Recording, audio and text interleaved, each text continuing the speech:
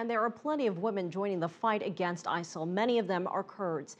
Some have the support of their families, others don't. Earlier, I spoke to Khazar Fatemi. She's a journalist and a filmmaker who just returned from Iraq. She documented the many stories of these female fighters. The things that you and I take for granted, the equalness, the freedom to say what you want to say, to think what you want to think, they need that. And of course, I mean, when they look around and they see how their world look alike, then they want to fight for it. Some of the girls and the women I talked to, they had the family support. They've been, like the whole family are involved in the guerrilla, their brothers, their cousins, even their father. And the mother supports them. But many of the girls also fled from the families, from the life that they felt wasn't giving them the freedom they needed.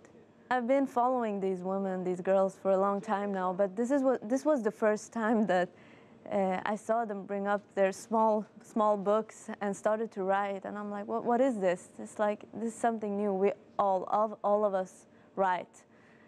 Before we go to war, after we come home, they want to be, you know, they've been in war for 30 years, with the PKK especially, but they feel like they haven't been mentioned.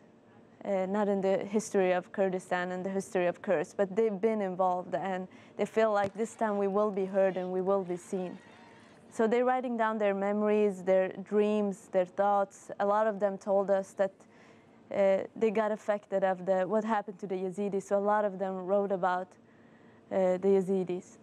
What about the children in the film, the children on Sinjar Mountain? We're coming into the winter now and some rough weather. How will they be able to survive? I was able to get in through a corridor because the Sinjar Mountain is surrounded by ISIS, and it's been that way for 2 months now.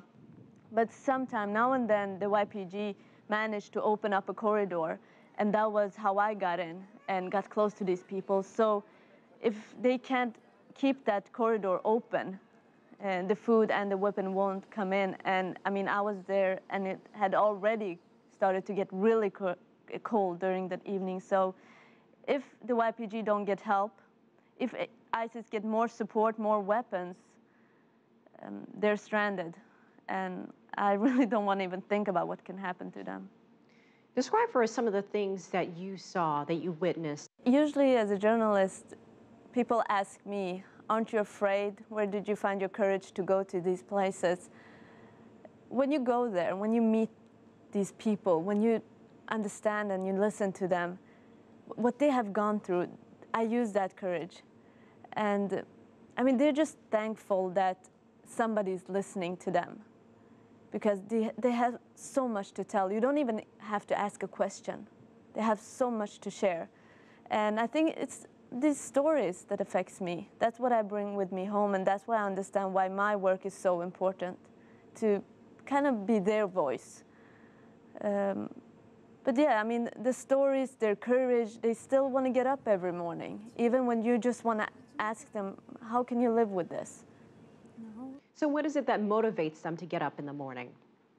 I mean, for the Yazidi woman, Rojbin, for example, she joined the YPG, she found new friends, she started to train, she had a purpose, she had a new goal. Many of the refugees I meet at the camps, I mean, that's, I guess, has been the only place where I feel hope. There is no hope. They're just sitting there waiting, and I've been a refugee myself, and I mean, waiting and not knowing what's going on, that's what really kills you. About the coalition airstrikes, do they think that they will help in their cause? I mean, they all question why it came so late. I mean, this has been going on, especially against Kobane for a month now, and nothing really happened, and the bombing wasn't even close, and suddenly when ISIS got into the city, they started to bomb them more effectively. So, of course it had help, but many wonder why so late.